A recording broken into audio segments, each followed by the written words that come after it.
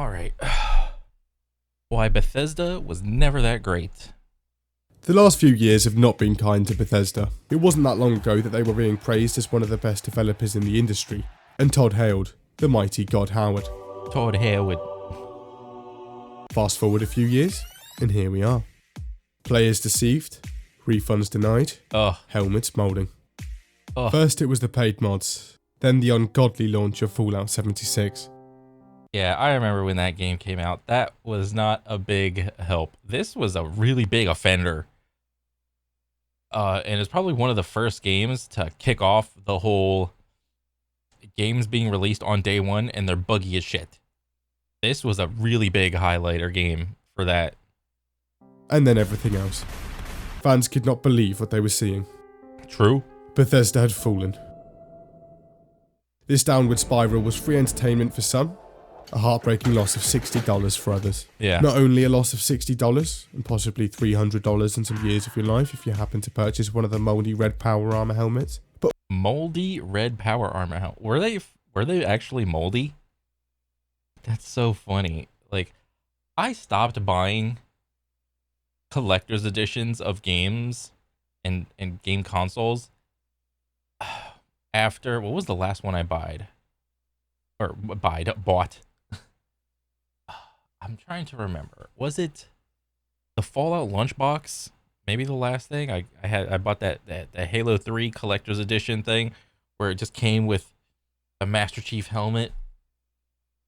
What else? I was never really. It was only like certain IPs that I was like a big fan of, but I just couldn't keep up with all the premium edition of the game, the gold Giga super bad or edition of the game. I was just like, this is too much. I don't care about this fucking toy. I don't care about this stupid book. I mean, if I was a little kid, I think it would be cool. But, you know, growing older, I'm just over it. I mean, they're just dust collectors at the end of the day. I mean, and it is like some form of art, and it is cool if you do like it. I'm not knocking it, but I don't know. It's not for me anymore. But also the loss of one of the last decent game developers. It was a sad day. But wait, were Bethesda ever the saints they're often remembered as? There's no doubt that they made some good games over the years, but the old Bethesda also had a big part in creating the modern microtransaction market. Oh yeah. Dabbled out with some harsh treatment of a license.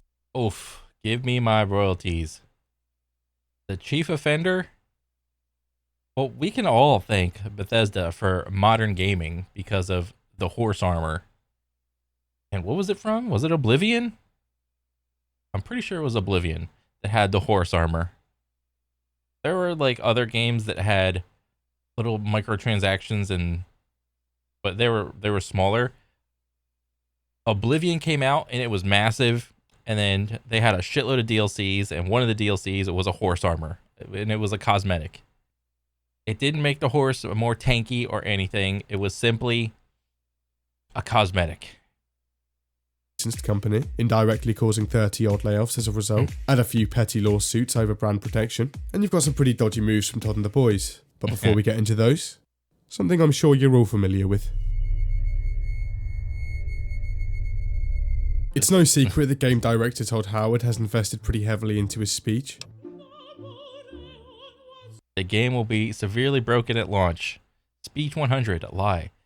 It allows us to have 16 times the detail.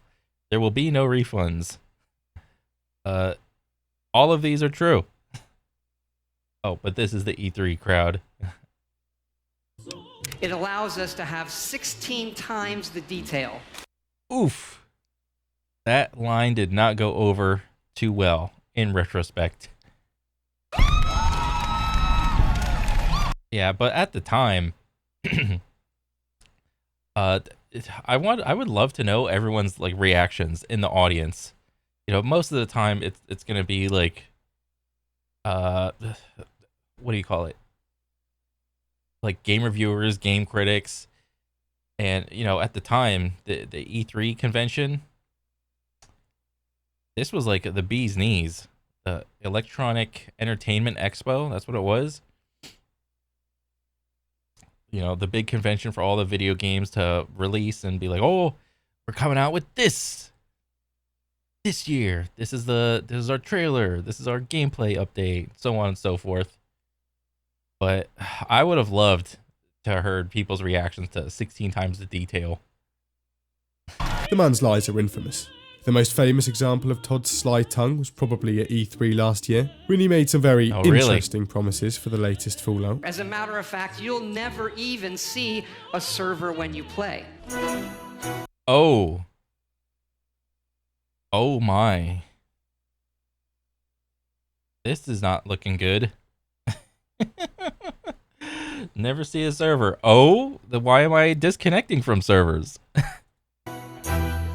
But these false promises were never exclusive to Fallout 76. Yeah. If you look hard enough, you can trace Todd's web of lies all the way back to Oblivion, when in 2005, he told everyone that Oblivion's NPC AI was radiant and unscripted. Let's take a look at the other side of the game, our new rating AI system. These NPCs are not scripted. May you rest in peace. People were excited. Yeah, that ain't scripted. That was meant to happen. For the day that they could jump into the game and witness this space age AI for themselves. But unfortunately, the NPCs were not quite as intelligent as Todd had suggested. Oh, Jesus. The fact that they all look like melted cheese strings also didn't help much. 1 year after Oblivion released, Bethesda purchased the rights to the Fallout IP, and Todd announced that Fallout 3 would have 200 different endings. As of last week, we're... What? Oblivion was supposed to have 200 endings? What the fuck? That was a lie. over 200 endings. That is not an exaggeration. Yes, it is. There's just one ending. Like, what do you mean? If I remember correctly, whenever the Oblivion ends, the game goes into like comic book mode, and it just shows a panel of like you and your interactions with the main I would say quest points in the game. You know, you have your Warriors Guild, or not Warriors Guild, Fighters Guild, your Mages Guild, Thieves Guild, Dark Brotherhood, main quest. What else? There's probably some other stuff in there, but those are like the main ones that I remember. And there would be like a big panel on your screen, and there would be like a couple little sentences underneath, if I remember. Maybe I'm misremembering. In reality, they'd...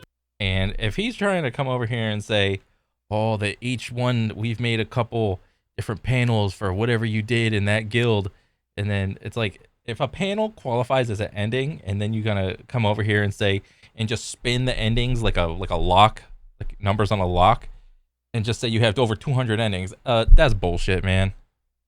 be 3.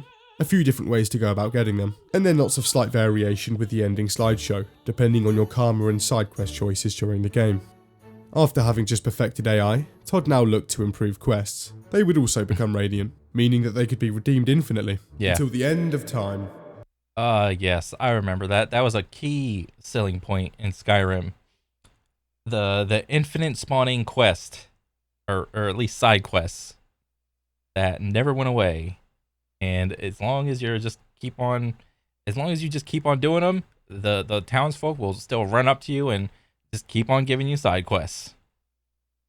Once again, this was technically correct, but these quests ended up being what was essentially the exact same quests, but in different areas of the map. Yeah. He also mentioned a local economy system that could be affected by the player damaging a town's production lines. If you actually Google this, multiple forum posts can be found, written by a handful of people spending their first hours of Skyrim burning down a sawmill in an attempt to cripple the local economy. It never worked. Also, this never happened. Then, during E3 2015, Todd made the bold claim that Fallout 4 just worked. All of this just works. It works. Oh God. I was there for this. I didn't play Fallout 4, and I assume it's like decent now, but it just works. This is just another little lie that Todd has spun up to tell the audience, it seems. Works. It actually works perfectly. And he would of course go on. Oh God. Oh, is there another game dev like talking head that if you take out the audio and just overlap the audio clip like the most buggiest parts of the game. I don't think there's anybody else that does it quite like Bethesda. I want to continue the trend at E3 last year for Fallout 76. 16 times the detail. All new rendering, lighting, and landscape technology. Of course, you can play this solo. You'll be who you want. You'll never even see a server when you play. Disconnected from server. Oh, Jesus. Some argue that Todd's long list of lies over the years were features that were going to be in the game, but couldn't be finished in time for launch. But whichever way you look at it, for the last 14 years, Todd has had a very special way with words. Who knows? Bro, please, God, if the stars and the planets can align for Elder Scrolls 6, please align, okay?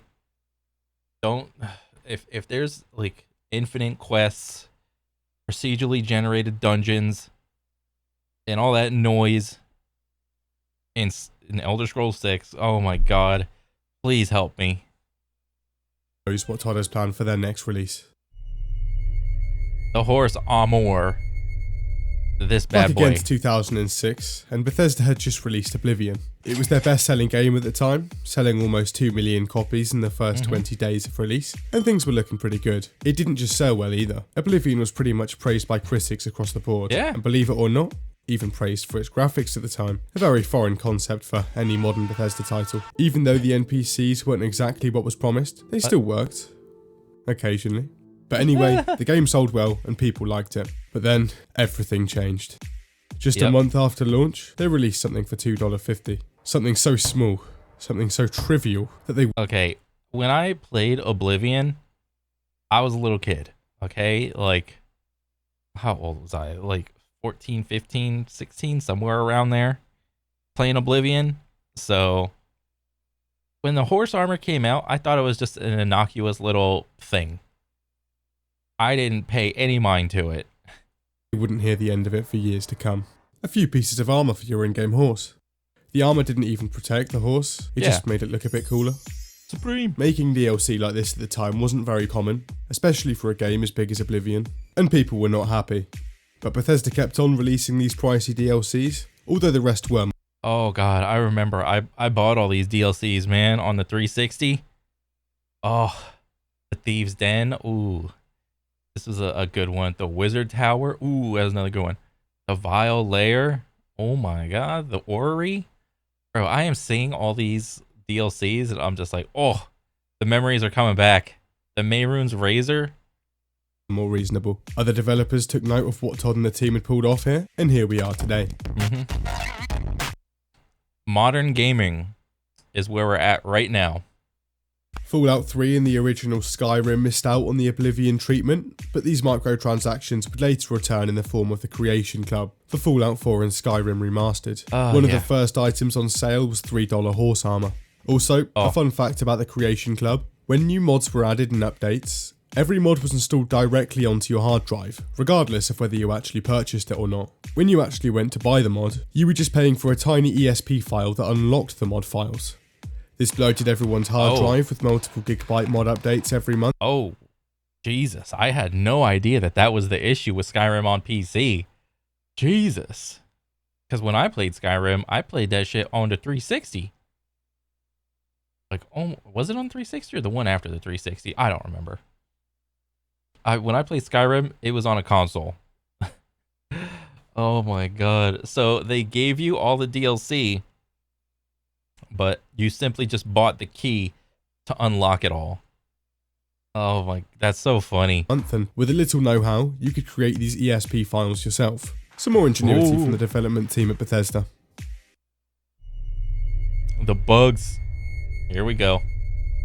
One of the immediate thoughts anyone has after hearing the very word Bethesda is the onslaught of bugs thrown your way the moment the game boots. Just type in Bethesda bugs on YouTube and you'll find hundreds of compilations of these small technical hiccups. The most common bugs include dodgy AI, corrupted game saves, game crashes, texture errors, model errors, physics errors, clipping errors, flying enemies, sinking enemies, and Muscle Man. And that's not even really scratching the surface. Sometimes it doesn't just work. Oh my God. What a good callback joke from him. Like, he's taking ownership, turning it into a joke, and and coming clean. Good for Todd for doing that. You don't say. They also forgot to cut out some voiceover mistakes in Oblivion. I heard that thieves broke into the Arcane University, the Imperial Legion Bro, why does this woman have male pattern baldness pattern, whatever? Like, what? This woman has an N64 controller, has a hairline.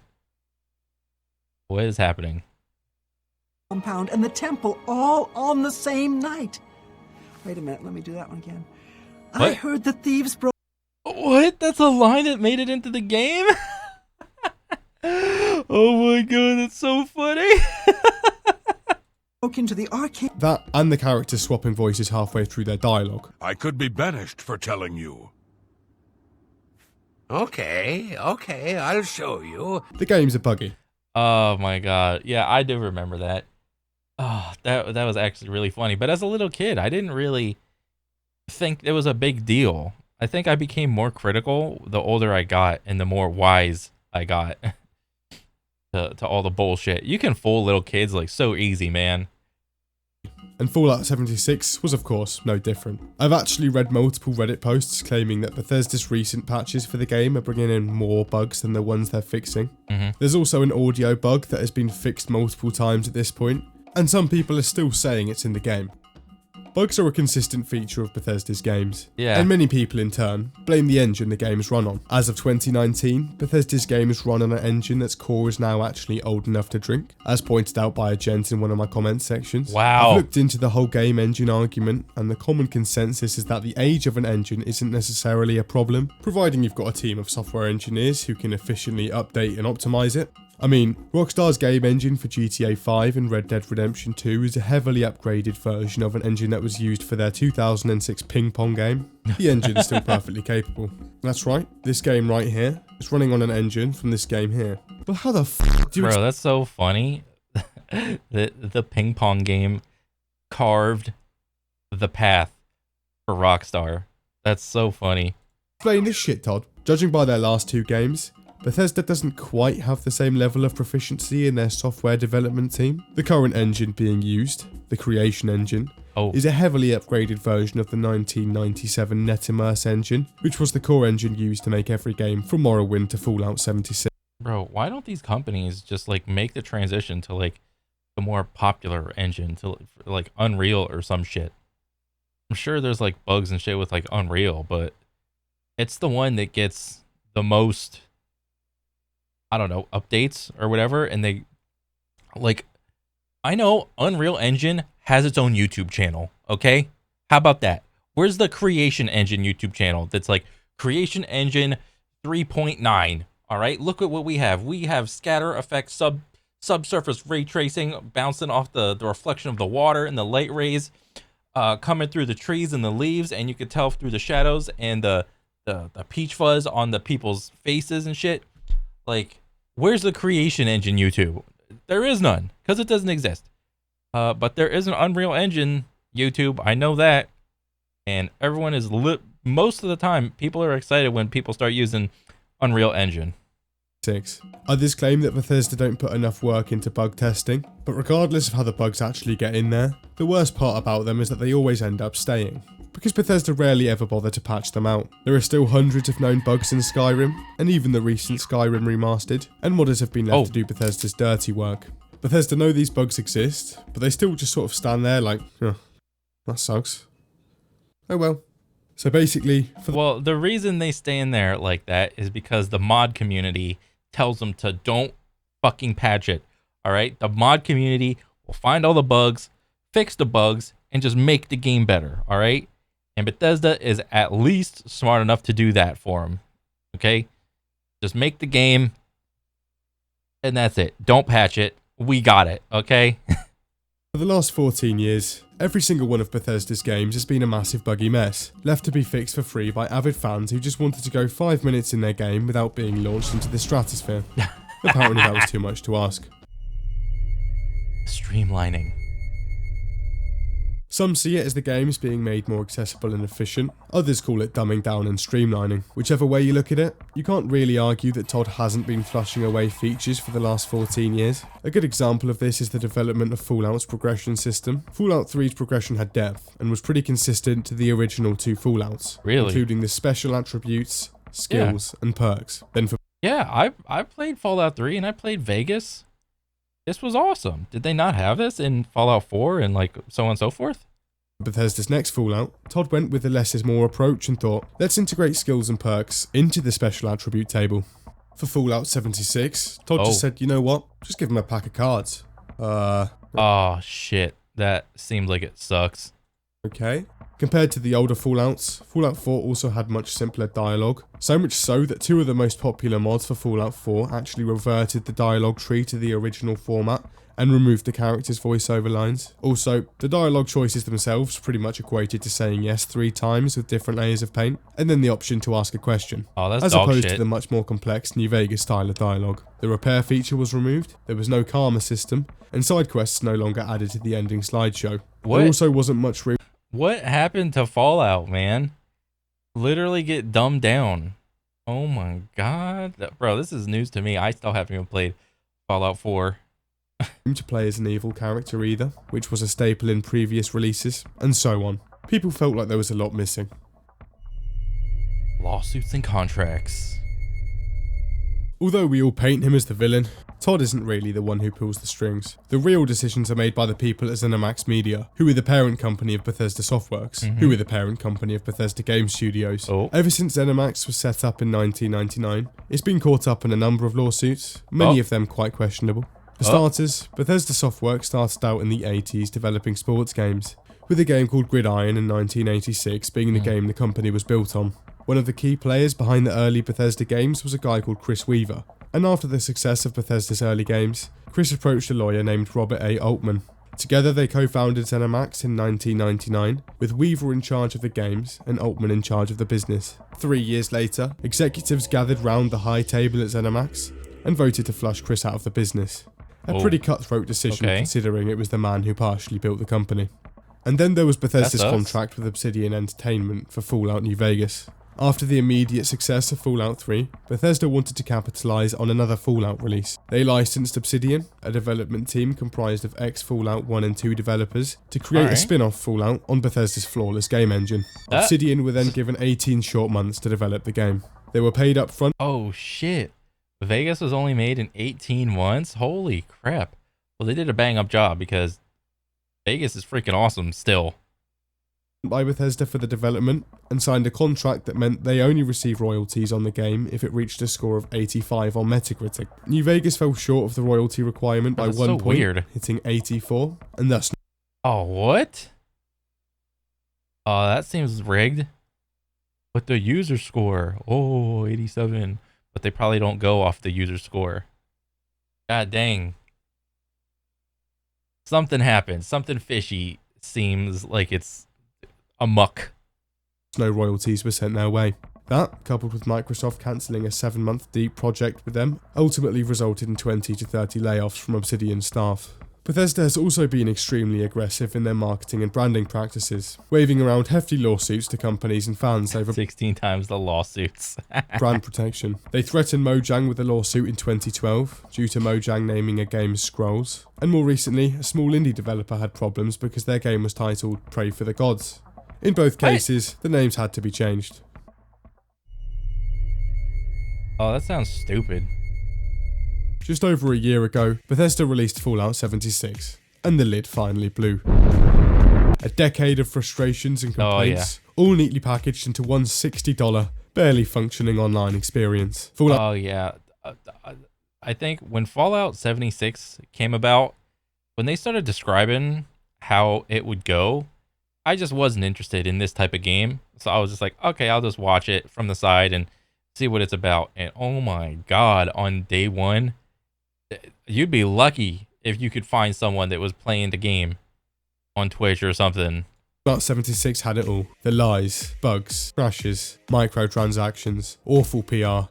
It was glorious. Todd's finest creation, his magnum opus. But people weren't happy with it, and now, over a year after its release, people are somehow even less happy with it. Bethesda has made some good stuff over the years, but you'd be wrong to say. Yeah, the game got released on day one, and it was complete utter dog shit. And that's what I still remember it as. I'm sure it's fine now, but most gamers just remember the first impression of a game, and that's the impression that sticks with them for the most part. Like, gamers don't pay attention to a game and watch the patch by patch update. Oh, this patch came out. Is it good yet? Oh, no, not yet. How about this patch? This patch came out. Is the game good yet? No, not yet. This patch came out. Oh, is the game good yet? Yeah, now the game's good. Oh, shit, let's go play Fallout 76, boys. That's literally not how gamers work. That they were ever the god tier developer they're often remembered as. If you look at the last decade and a half's worth of actions from the company, their recent actions seem to be reasonable progression. And as much as the executives at ZeniMax are to blame, Bethesda's PR and development teams really don't help themselves. The infamous tales of how they handled the canvas bags, the refund denials, the banning of innocent players, and some of this stuff is still going on. A few weeks ago, Bethesda banned one of Fallout 76's most loyal players, who'd gone out of his way to develop an online interactive map of the game. Oh, damn. And also found and reported bugs to Bethesda. Also, releasing a video called Save Player 1 a year before they took their traditionally single player game online wasn't the brightest idea. But Bethesda will learn from this though, right? How can they not learn from this whole thing? Well, if recent events are anything to go by, it doesn't look like they have much interest in putting out the flames currently engulfing their public relations. God dang. And if Fallout First is anything to go by, it looks like they're actually having a good time making it worse. But the hopeful fans of this very confused company will continue to watch from the sidelines as they run about rapidly, throwing atomic shop sales and dodgy bug patches around until the next groundwork is finally revealed. With what? Starfield. Yes. Yep, this came out already, and it was like mixed. It's a standard Bethesda game. The only thing that I keep hearing that the game does good is shipbuilding. That's about it. Other than that, the combat is janky. The in general, people interaction in the game is still dog shit. And yeah, there's a ton of bugs in it. So, oh my god, like, please keep cooking Elder Scrolls 6 another 3 or 4 years. It'll be good. Just keep cooking it.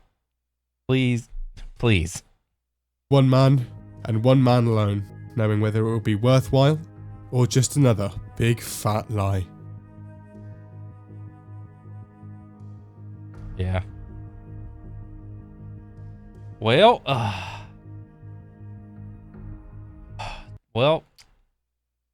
after watching that, it seemed, well, I already knew like how Bethesda was, but I didn't know about all those like lawsuits and shit. And I know about the shitty microtransactions, but Bethesda is a really big offender of coming out with a game on day one and it just being completely, well, not completely, like it's playable, but just barely. You know, what's that saying that within the industry, it's like the most. It doesn't have, when a game comes out, it doesn't have to be perfect. It just has to be playable enough. You know, the lowest common denominator, the lowest quality thing that people will accept. You over market it and you underperform. I forgot, there was like another saying or something. You over promise and you under deliver. I think that's what it was. And hopefully, I don't know, maybe he'll learn his lesson when Elder Scrolls 6 comes out, and maybe he'll deliver a pretty good game on day one. But if you go by the history of Bethesda, it doesn't seem likely. So, I don't know. We'll see. Hopefully, Elder Scrolls 6 will be good, and the world will keep on spinning. All right? But, no, I like that video. It was good. Definitely. I want to see more. But, yeah, I mean, that's pretty much it. All right? So... you guys take it easy. I'll catch you on the next one. All right, later.